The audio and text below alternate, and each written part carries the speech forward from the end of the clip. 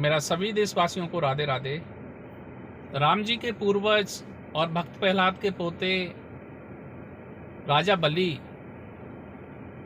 मैं राजा बलि के कथा पे आज प्रकाश डालूंगा। कौन थे राजा बलि? राजा बलि दैत्यों के राजा थे। शुक्राचार्य जी द्वारा वो 100 यज्ञ करना चाह रहे थे, दैत्यों का साम्राज्य हो जाए, इस वजह से उन्होंने 100 यज्ञ करने जा रहे थे पूरी। जब लास्ट आहुति होती है तो उस समय पे भगवान विष्णु वामन अंगुल का अवतार लेके वहाँ पहुँचते हैं और यज्ञ की जब शुक्राचार्य जी लास्ट संहिता डलवाते हैं तो गेट पे वो जाके आवाज़ देते हैं, भिक्षाम देहि राजन।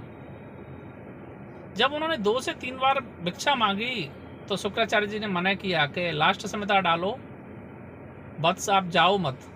तो उन्होंने रोकने पर भी उन्होंने मना कर दिया कि भाई अगर मेरे राजा बलि के अगर दरवाजे पे कोई दोबारा भी अगर उसी भिक्षा मांगनी पड़े तो लानत है उसके राजा बलि पर।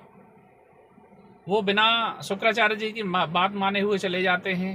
शुक्राचार्य जी जाके देखते हैं, वो भी अपने तीसरे नेत्र से देखते हैं कि ये जो हैं कौन हैं, ये जो भिक्षा मांग रहे हैं। तो उन्होंने देखा तो ये तो स्वयं विष्णु हैं। उन्होंने काफ़ी मना किया, काफ़ी मना करने के बाद में वो वहाँ पहुँच जाते हैं और वामन अवतार में विष्णु भगवान उन्हें प्रणाम करते हैं। राजा बलि भी उन्हें प्रणाम करते हैं। शिष्टाचार की बातें होती हैं तो आगे जो है वो 3 पग भूमि मांगते हैं। तो 3 पग भूमि देने पर राजा बलि को थोड़ी सी शर्म आती है। कह रहे हैं आपने समुद्र से एक बूंद मांगी है, आपने पहाड़ से एक छोटा सा टुकड़ा मांगा है। वो थोड़ा सा घमंड की बात करते हैं। राजा बलि ने 3 पग भूमि मांगी तो उन्होंने बोला कि मैंने दे दी। उन्होंने बोला है कि मैं ऐसे नहीं मानूंगा राजन। विष्णु भगवान ने जो 52 अवतार में गए हैं, उन्होंने बोला आपको संकल्प लेना पड़ेगा। उन्होंने अपने कमंडल से उनको जल देते हैं तो शुक्राचार्य जी अपना छोटा सा रूप रख के और उस कमंडल में बैठ जाते हैं, जिससे कमंडल से पानी निकलता है। कमंडल में बैठ जाते हैं तो उसके बाद में पानी नहीं निकलता है तो उनको लगता है कोई कीट आ गया है।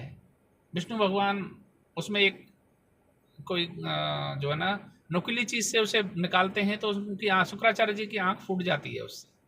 वो बाहर निकलते हैं, संकल्प होता है।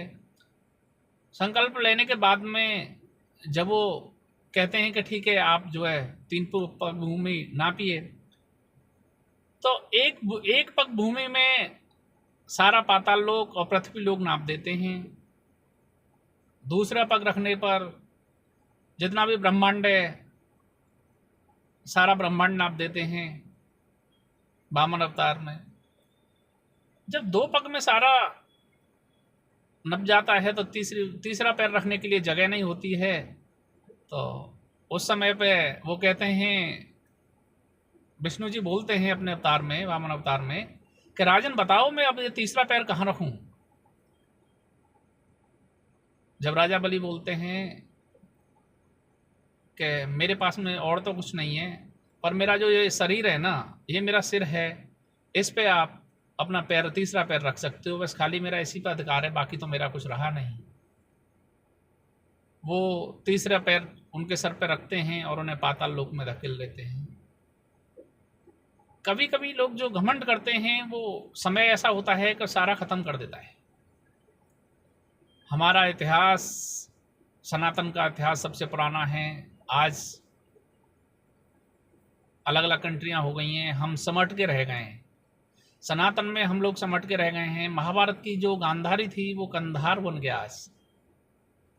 और तो और हम पाकिस्तान में जब बंटवारा होता है तो उस टाइम पे 42% में थे और 58% अदर कोई कास्ट थी। आज के डेट में हम 2% रह गए हैं। हम लोग क्या कर रहे हैं, हमारे बच्चे भी 1 है 2 हैं, हम उन बच्चों को पढ़ा रहे हैं। बच्चा जो विदेश जा रहा है वो बच्चा वापस नहीं आ रहा है विदेश से। वो देखते हैं कि अमेरिका में हम अमेरिका रहेंगे, यहाँ से छोड़ के अमेरिका चले जाते हैं, वहाँ पे शादी कर लेते हैं, या यहाँ से शादी होती है तो अभी वहाँ नागरिकता लेने के बाद में वो आते नहीं हैं और लोग अमेरिका की बात करते हैं। एक ऐसे देश की बात करते हैं जहाँ पे जो आइडेंटिटी कार्ड होता है, जो पहचान पत्र होता है, जैसे हमारे यहाँ पे आधार कार्ड है, वहाँ पे उनकी माताओं का नाम होता है, क्योंकि पिता का तो पता ही नहीं होता कि पिता है कौन। अमेरिका में हो सकता है कुछ लोगों की जानकारी में नहीं हो, उसके लिए मैं बता रहा हूँ। माता का नाम आता है पिता की जगह पे। हमारे यहाँ पे पिता का नाम जैसे आधार कार्ड में आता है, हर सारे डॉक्यूमेंट्स में आता है, ऐसे वहाँ पे सारे डॉक्यूमेंट्स में माता का नाम आता है। और हम लोग अमेरिका की बात करते हैं। मेरा सभी सनातनियों से अनुरोध है, जो भी यहाँ पे पढ़ रहे हैं तो वो यहीं अमेरिका बनाए ना। अगर यहाँ से अमेरिका चले जाओ वो बहुत अच्छा है, आप यहाँ पे अमेरिका बनाओ। आपको अगर वहाँ से कुछ कम पैसा भी मिले तो आप कुछ कम पैसे में करो ना जॉब, क्यों नहीं करते हो? आप यहाँ पे बिजनेस दो लोगों को, आप पैसा, आपका पैसा वहाँ पे जा रहा है, टैक्स तो आपको वहाँ पे भी देना है, वहाँ पे भी आप जा रहे हो, यहाँ पे क्या होगा। और एक बड़ी बात, अभी कल अघोई अष्टमी का व्रत था मेरी मातृशक्ति का। जो मातृशक्ति अपने पुत्र के लिए, अपने संतान के लिए, दीर्घायु के लिए जो व्रत रखा है, उन्होंने रखती हैं पहले से ही। बहुत देखने में आ रहा है, जो बच्चे पढ़ जाते हैं बाहर चले गए तो वो माँ बाप का भी ध्यान नहीं रखते, माँ हो या बाप हो। मैंने देखा है, हो सकता है अगर मैं गलत हूँ तो मेरे को कमेंट करके मेरे साथी बताएं। क्या वृद्ध आश्रम में सबसे ज़्यादा जो मेरी मातृशक्ति और मेरे बुजुर्ग जो रह रहे हैं वो किस लेवल के हैं? वो पैसे वाले के घरों से हैं या गरीब से हैं? मेरा मानना यह है कि गरीब परिवार वाला अपने माँ बाप को अपने साथ रखता है, और जितने भी ये पैसे वाले हैं इनके पास में टाइम नहीं है। लोग कहते हैं जी हम तो बहुत बड़े पैसे वाले हैं, अगर उनके पिताजी भी अगर हॉस्पिटल में एडमिट हैं तो उनके पास में टाइम नहीं है वहाँ उनको देखने के लिए, उनके पास रहने के लिए। वो नौकर को छोड़ देते हैं। नौकर क्या कर रहा है, क्या नहीं कर रहा है, क्या देखभाल कर रहा है, उसका कोई लेना देना नहीं। बाकी मैं माता पिता के ऊपर आगे भी वीडियो बनाऊंगा। मैं राजा बलि की बात करूं तो राजा बलि ने भी पूरे पृथ्वी पर राज किया है, पाताल आकाश सारा उन्हीं का था।